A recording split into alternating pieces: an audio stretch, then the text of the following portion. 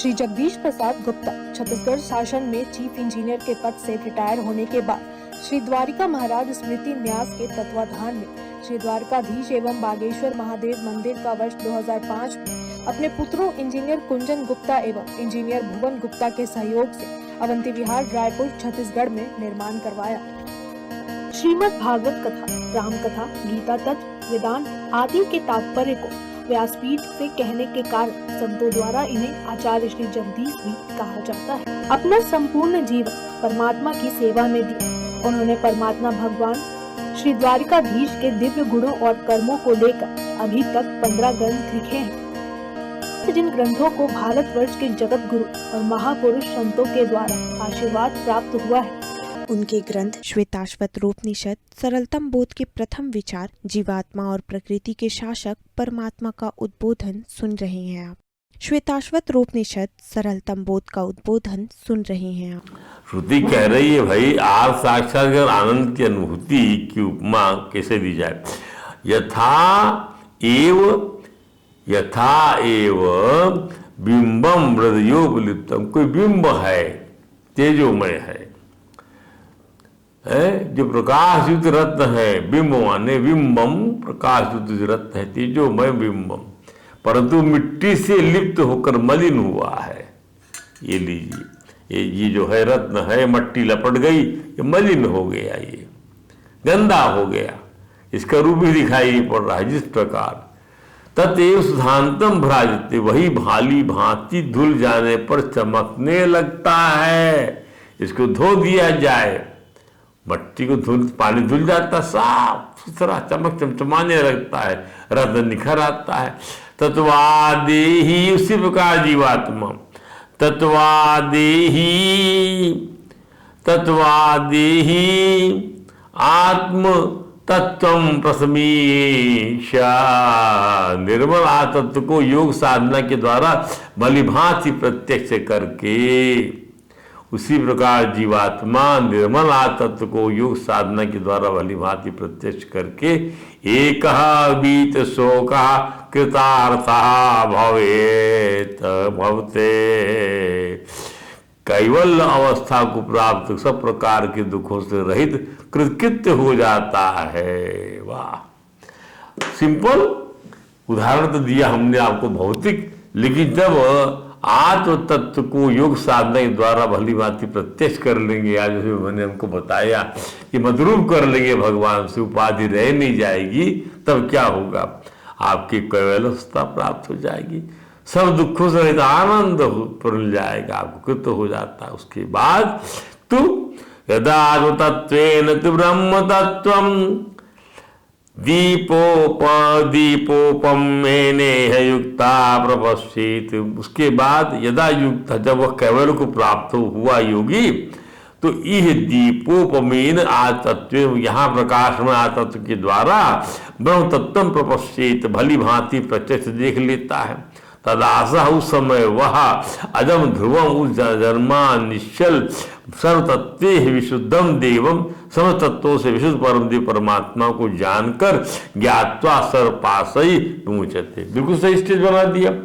उदाहरण दिया, फिर समझ लीजिए, उदाहरण दिया कि जैसे कोई रत्न जो है चमचमा रहा है पर मट्टी लपटी हुई है, तो हमारा रत्न जो है जीवात्मा चमचमा रहा है, लेकिन हमारे के अंदर में क्या है, हम योग साधना नहीं कर रहे, हमारा जो आवरण है, हमारा वासनामय जो है आवरण पड़ा हुआ है, वो विदीर्ण नहीं हो रहा है।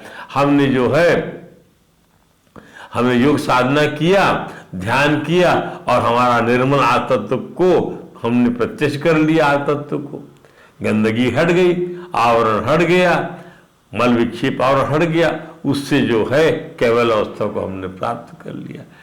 जब केवल अवस्था को हमने पास किया तो हम दुख रहित हो कृतकृत्य हो गए। उस समय क्या होगा, अब जब केवल अवस्था प्राप्त होगी हमको, हमने योगी को, तो वहाँ प्रकाश में आदत द्वारा भली भांति प्रत्यक्ष हम अपने अजन्मा निश्चल समस्त तत्वों से परम देव परमात्मा को देख लेते, अनुभव कर लेते हैं, और अनुभव करके सब बंधनों सदा के लिए छूट जाते हैं। पर उसके बारे में मत पूछिए क्या होगा। अब ध्यान का फल श्रुति के, इसको यही ध्यान का फल कहलाया। श्रुति के द्वारा इस ध्यान युग को परमार्थ प्राप्ति का एक स्वतंत्र साधन निरूपित किया गया है। It is an independent approach of getting or attaining the अद्वितीय ब्रह्म। श्वेताश्वतरोपनिषद के इस अध्याय 2 में पहले ध्यान की पहचान कराई गई और अब ध्यान का असली फल बता दिया गया। श्रीमद् भागवत में सांख्य योग के प्रणेता भगवान कपिल का कथन है कि सगुण सविशेष परब्रह्म श्रीमन नारायण हरि के ध्यान का सतत अभ्यास साधक के हृदय में श्री हरि के प्रति अप्रतिम प्रेम उत्पन्न कर देता है। हम जो ये रिकॉर्डिंग करवाते हैं और इसका हम भगवान से प्रेम करते हैं, इस अभ्यास के हमको नहीं, हमारे सब्सक्राइबर बढ़े और जो है कितने लोग सुनते हैं, हमको इसमें ऐड, ये सब हमारा लक्ष्य नहीं है। हमारा लक्ष्य ये है कि इसको बार बार अभ्यास करने से ये भी एक विधा बन जाती है। स्वाध्याय तो करते ही हैं, लिखते तो हैं ही, अब बोलते भी हैं। जब अवसर आता है तो अवसरों में जाते हैं बोलने के लिए, जब कोई बुला लेता है, और अन्यथा हम खुद ही जो है प्रवचन दे लेते हैं, वो रिकॉर्ड हो जाता है। रिकॉर्ड हो जाता है तो हमारे प्रभु सुनते हैं और हम सुनाते हैं। वो जो है हमारे प्रभु जो है, हम वो श्रोता बन जाते हैं और हम सुनाने वाले बन जाते हैं, जबकि वो भी सुनाने वाले वही हैं, लेकिन खेल करने के लिए 2 होते हैं। भगवान इतना अवसर हमको देते हैं तो इस प्रकार से प्रेम बढ़ जाता है, हरि का ध्यान सतत होता रहता है। साधक के हृदय प्रभु के, हमारे हृदय में हरि के प्रति अप्रतिम प्रेम उत्पन्न हो जाता है। ऐसे समझिए इसको आप भगवान का ध्यान करने का सतत अभ्यास साधक हृदय में हो जाए, इस प्रकार से होता है। आप पढ़ते ना, इसको देखिए, भगवान कपिल ने इसको ऐसे कहा, एवं हरौ भगवते प्रतिलब्ध भावो, इस प्रकार ध्यान करने से साधक का श्री हरि से प्रेम हो जाता है। एवं हरौ भगवते प्रतिलब्ध भाव भक्त्यादवधृत्य उपलकः प्रमोदा औकंच बाष्प कलया मुहुराद्रिमानं तच्चापि चित्तवडिशं शनकैर्वियुक्तै युक्ते मुक्ताश्रयं यरिहि विदेश्यं विरक्तं निर्माणीक्षते मनः सहसा यथाचिः आत्मानमत्त पुरुषो अव्यवधानमेकान्वीक्षते प्रतिनिवृत्त गुण प्रवाहम। ये अध्याय स्कंद 3 का अध्याय 28 का 34वां 35वां मंत्र है भागवत का। भगवान कपिल ने कहा कि श्रीमन नारायण हरि की सगुण साकार सविशेष स्वरूप का निरंतर ध्यान करने से इस प्रकार लिखा, एवं हरौ भगवती प्रतिलब्ध भाव, साधक का श्री हरि से प्रेम हो जाता है और फलस्वरूप हृदय भक्ति से द्रवित हो जाता। भक्त्या धवधृदय उत्पुलकः प्रमुदा, हृदय भक्ति से द्रवित हो जाता है। फिर क्या रोम रोम पुलकायमान हो जाता है।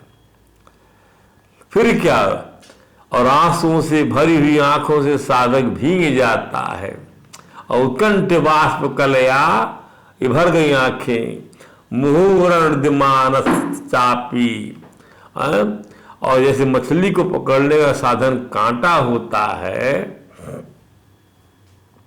चित्तबडिसम सनकैर्युक्ते, और मछली के फंसते ही कांटा गौण हो जाता है, फंस गई मछली, कांटा। उसी प्रकार साधक भी अपने चित्त को धीरे धीरे ध्येय वस्तु से हटा लेता है, पुनः ध्येय वस्तु से हटा लेता भगवान ध्यान में आ गए, आनंद से हृदय पुलकित हो गया, आंखें भर गई। अब कांटा हमारे लिए ध्यान किसी मतलब का नहीं रह गया। उसी प्रकार पुनश्च तेल आदि चुक जाने पर दिए की लौ अपने कारण रूप तेजस तत्व में लीन हो जाती है।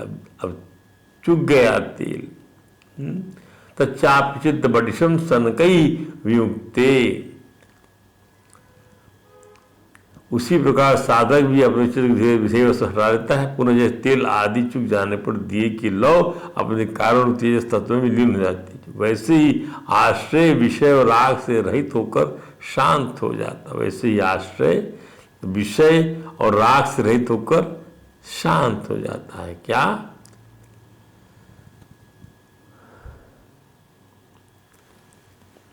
ठीक, ब्रह्माकार हो जाता है चित्त। उस अवस्था को प्राप्त होने पर जीव गुण प्रवाह रूप देहादिक उपाधि से, ये गुण प्रवाह रूप देहादिक उपाधि से, ये सब गुण प्रवाह रूप देहादिक उपाधि से निवृत्त होने जाने कारण ध्याता देह आदि विभाग से रहित एक अखंड परमात्मा को ही सर्वत अनुगत देखता है। मुक्ताश्रयम यर्हि निर्विषयम व्यक्तम। ध्यान दीजिए, राग से रहित, निर्विषय विषय से रहित, और आश्रय वन मुक्त आश्रय से रहित, वो शांत हो जाता, निर्वाण वीक्षति और ब्रह्माकार हो जाता है। मना सहसा यथारचि ही। इस अवस्था के प्राप्त होकर जीव गुण प्रवाह रूप देहादि उपाधि के निवृत्त हो जाने के कारण ध्याता देहादि विभाग के रहित अखंड परमात्मा स्वरूप अनुगत दिखता है। आत्मानम अत्र पुरुषो अव्यवधानम एक अन्वीक्षति प्रतिनिवृत्त गुण प्रवाह। क्या बात! भगवान कपिल इसके आगे एक महत्वपूर्ण और कहते क्या? सोऽप्येतया चर्मया मनसो निवृत्त्या तस्मिन् महीं नववसितः सुख दुःख बाहु बाह्ये हेतत्वपश्यति कर्तरि दुःखयोर्यत् स्वात्मन विदत्ता उपलब्ध परात्मकाष्ठा योगाभ्यास से प्राप्त हुई चित्त की इस अविद्या रहित लय रूप निवृत्ति से, योगाभ्यास से प्राप्त चित्त की इस अविद्या रहित, ऐसा अविद्या नहीं रहेगी, योग आपसे प्राप्त किया है। लय निवृत्ति से, अविद्या रहित लय रूप निवृत्ति से, अविद्या की लय खत्म हो गई, उपाधि रहित होने से प्राप्त ब्रह्मानंद से जहाँ सुख दुख की आत्यंतिक निवृत्ति हो चुकी है, प्राप्त कर अर्थात परमात्म तत्व का साक्षात्कार कर लेने पर वह साधक योगी जिस सुख दुख के भोक्तृत्व को पहले अज्ञानवश अपने स्वरूप में देखता था, उस उपाधि को उसे अविद्याकृत अहंकार में देखता। अहंकार कृतम, अंततः यही बोलना पड़ेगा, अहंकार में है, मुझ में नहीं है अहंकार।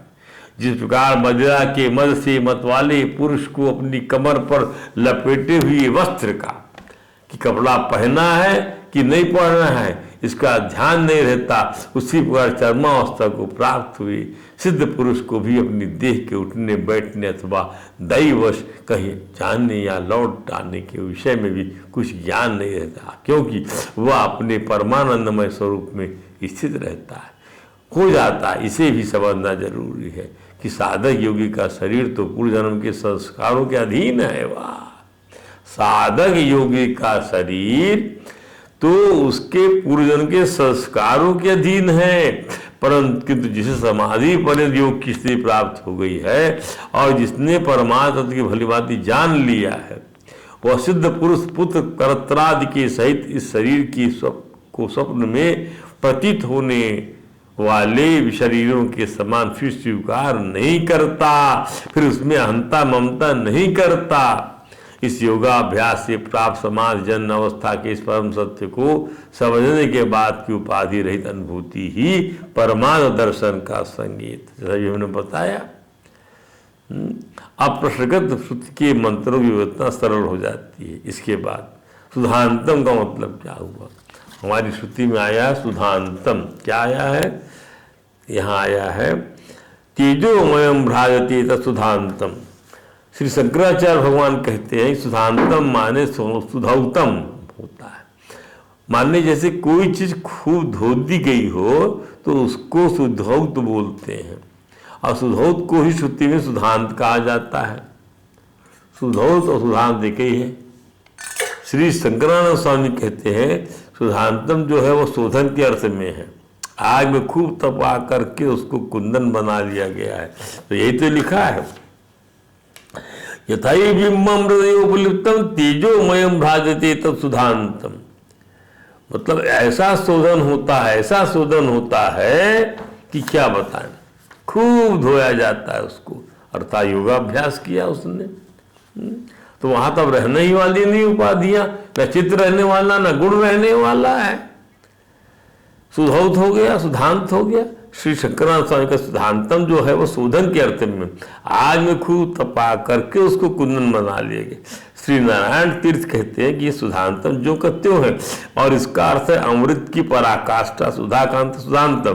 तो जैसे सोने या चांदी की मूर्ति में यदि मिट्टी लग गई हो तो तेजोमय भ्राजते शुद्धांतम, तो वह मिट्टी लगा हुआ स्वर्ण धातु का पदार्थ धो लेने के बाद अथवा आग में तपाए जाने के बाद बहुत ही उचकदार होकर प्रकाशमान हो जाता है।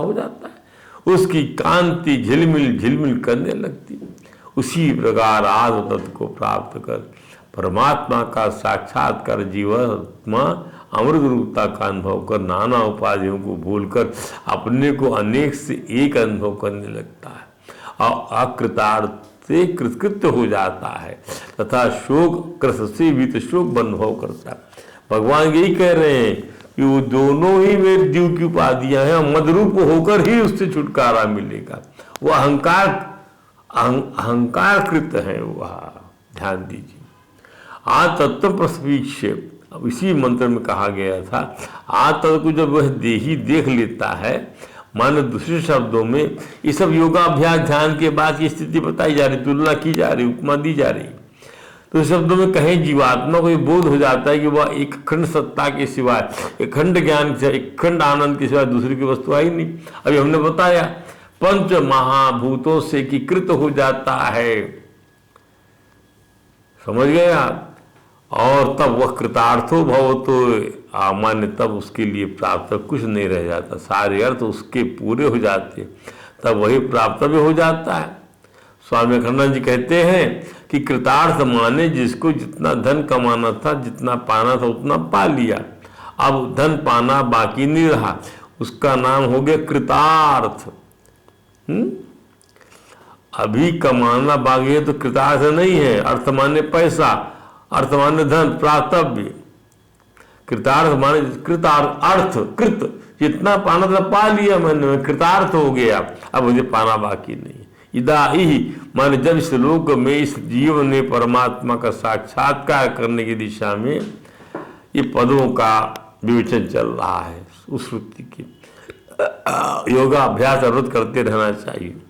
श्रुति का कहना है शरीर छूटने के पहले परमात्मा को नहीं जान सके तो सर्ग प्रलय की श्रृंखला में नाना नाना योनियों में शरीर धारण कर विपाक का भोग मान करना ही पड़ेगा।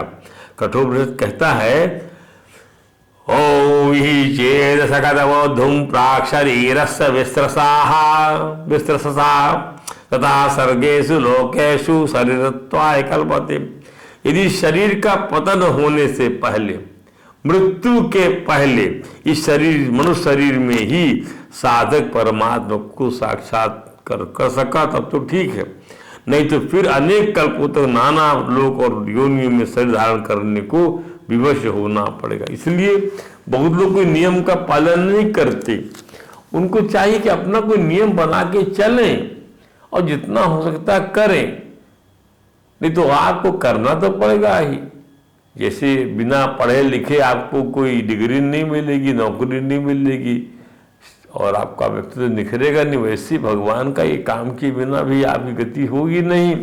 उसी प्रकार श्रुति की का चेतावनी भरा ये कथन है कि चेद इहा वेदीन महती विनष्टि, इसमें भी ई शब्द है, माने इस जीवन में तुमने परमात्मा को नहीं जाना तो महान विनाश। चेद इह अवेदी महती, यदि आपने इस जन्म में नहीं जाना, अवेदी महती विनष्टि, परमात्मा को पाने का लक्ष्य कभी भी अगले जन्म तक नहीं छोड़ना, ध्यान रखिए। युक्ता दीपोपमेन आतत्वेन तु ब्रह्म तत्व प्रपश्येत, ये लिखा था श्रुति में। इसका अर्थ ये कि माने जो सम दम आदि साधन संपन्न है, विवेक युक्त है, वैराग्य युक्त है, मोक्षा युक्त है, वह युक्त है। ऐसा साधक जब अपने अंतःकरण प्रदीप्त लौ को जान लेता है और साथ यह भी जान लेता है कि यह उपाधि विशेष कारणों से परिच्छिन्न होकर प्रज्वलित हो रही है, यह उपाधि विशेष कारक के कारणों से, जैसे बत्ती है, दिया है, इसे वासनाओं का, संस्कारों का स्नेह है, तेल है, घी है, और प्रारब्ध अनुसार इसको जितने दिन रहना, उस एक जीवन का जो प्रारब्ध है वही बत्ती है, और उसकी जात जो चेतन है वह अविद्या के साथ तादात्म्य आपन्न होकर प्रज्वलित हो रहा है। ध्यान दीजिए, जिसी चित्त में स्नेह होगा वो जलता रहेगा। संसार के प्रति जो स्नेह है वही जलने का कारण है, प्रज्वलित होने का कारण है। यह स्नेह ही, यह मोह ही तेल घी है, ये कारण मनुष्य को संसार में जलना पड़ता है। भाई से दुखी होना पड़ता है, बेटे से दुखी होना पड़ता, पति से दुखी होना पड़ता। इसी को श्रीमद् भागवत में परमहंस भगवान सुखदेव ने राजा परीक्षित को समझाया। स्नेहाधिष्ठान वर्त्यग्नि संयोगो यावद दीयते ततो दीपस्य दीपत्वमेवं देहकृतो भवाहं रजः सत्त्वतमोरित्या जायते अथ विनश्यति।